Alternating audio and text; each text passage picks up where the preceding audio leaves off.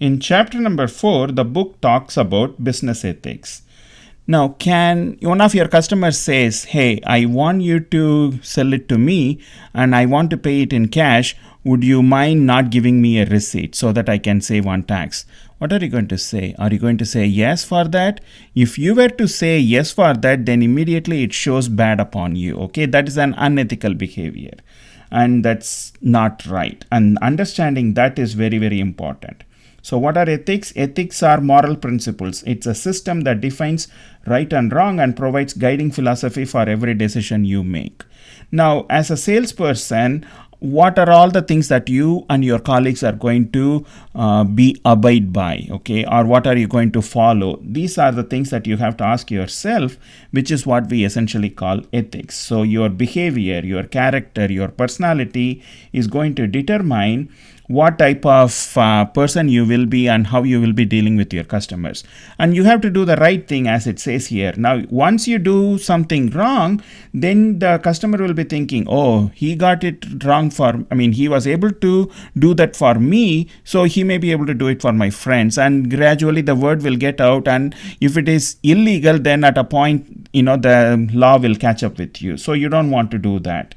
And also it's very important that you do the right thing because you have to be happy when you are a salesperson. You don't want to feel unhappy that you are doing something that you don't like. So that's an important thing. And sometimes you have to understand that it is not just you, it's the whole company that's working with you. They also have their own culture, their own ethical fit. So do you fit with your company's ethics? That's another big question you need to ask yourself.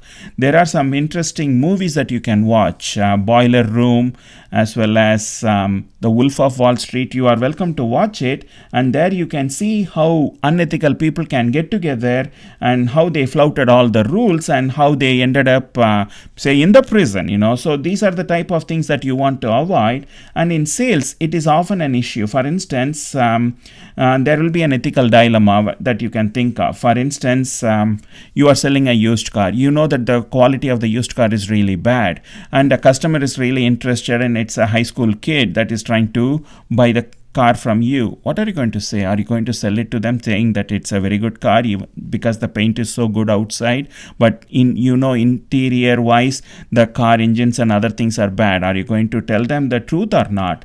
Now that is a type of dilemma that you need to address, and that is something that you have to think about it. And also another important concept that you may be interested in, that is corporate social responsibility.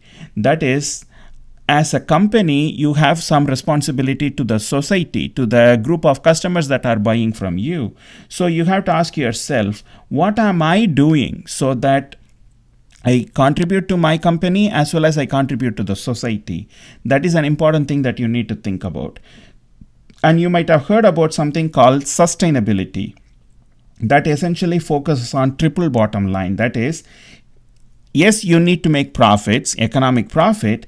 In addition, you have to think about the environmental impact that you have, that your company's operations have, and also your social responsibility for the entire society that you are dealing with. So that environment, economics, and society, combining all of them is what we call triple bottom line. And some people also call them as people, planet, and profit. People refers to society, planet refers to environment, and profits refer to the economic viability of your business. So you have to think about it, and you have to strike a balance between them, okay? And the book says good ethics is good business. If you are an ethical person, then people are going to like you, and they are going to come and do more business with you, and you are able to show that you are a trustworthy person, okay? In fact, these are all the important values that you have to think about. Now, what you consider honesty may be different from what I consider honesty. It should not be. We both should be thinking alike. But, people, they can differ by cultures. And the level of communication, the amount of communication you have versus I have can be different. This is where the personal selling takes a real turn towards the personal aspect of it, because, what is teamwork according to you and what is teamwork according to me? What is your tendency when it comes to helping others and what is my tendency to helping others? So you have to ask about all these things because they all collectively determine your skills, and that will determine how you are able to perform your duties as a salesperson. Okay, and there is another list of criteria that were given in the book that you can go and read. Not this one. This one.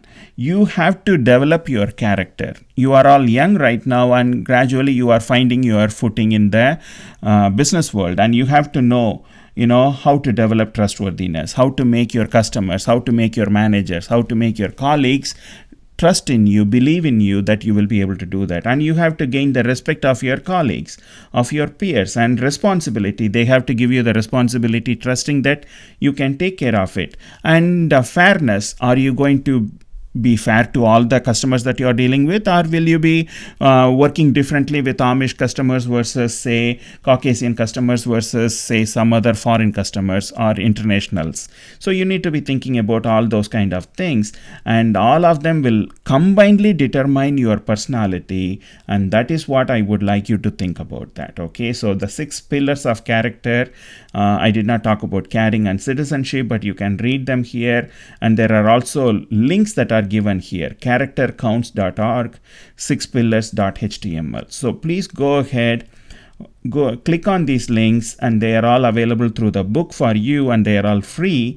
So please go ahead and read it, and you will get a good idea of how to make use of, or how to learn to behave in a proper manner so that you can make a positive impact in the society, as well as you are being an ethical person. Okay, now every company will have its own employee handbook that is described in this section 4.2, and I would encourage you to go and ask your manager if there is a code of ethics within your company that you have to be familiar with. Then you better go and get that so that you know what is going on and how you should behave in different situations. For instance, you should avoid conflict of interest. Conflict of interest is the thing that maybe your brother or sister is in charge of the buying operation, and you are the salesperson. You are trying to sell it to them through your personal connections. To an extent it is okay, but if that your brother's company finds it out, they may feel like this is some kind of conflict of interest because it's a family type of dealing, and this is not allowed according to their system. So you need to know that. Family interest I just mentioned, and that is also given. Can you accept gift or not?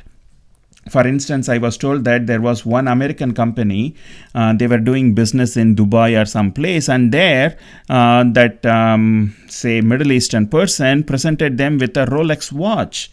And it is very improper for you to refuse a gift. So they accepted the gift, that American company person, the business CEO or somebody, and they wore it for a couple of days in front of the person who gifted it, and then they brought it back and they put it back and they gave it back to the company because it was actually given to the company.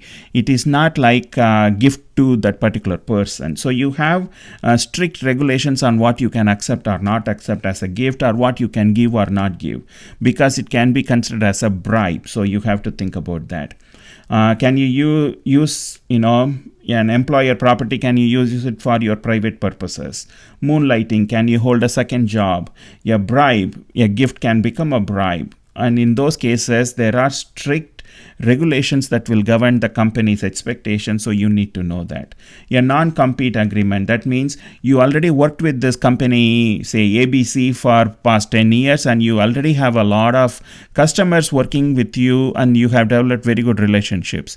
Now if you leave company ABC, they may say, hey, you know what, you should not come back to this area for the next 2 years because we are the ones that are supposed to be dealing with these customers. Because if you go to, say, company XYZ, you may take your customers along with you, and this company that you are working for right now will not be so happy. So you should think about that. I have heard non-compete agreements among the doctors. When a doctor leaves a hospital, they are not supposed to practice within 50-mile radius of that hospital. Why? Because it's a non-compete agreement. So you have to think about all these things and ask yourself whether you are behaving in an ethical manner or not. There's a lot of material that you can read. I don't want to bore you through this video, but there are lots of concepts that you need to be aware of as you are growing through your sales career. Okay, and these things will be important as you go through, as you climb the corporate ladder from a salesperson. When you become a sales manager and say sales VP, that is when you will be seriously thinking about these type of topics. So I just want to kind of give you a heads up on what is out there. Okay, so I will see you in the next video clip to talk about certain things about effective communication. Chapter 5.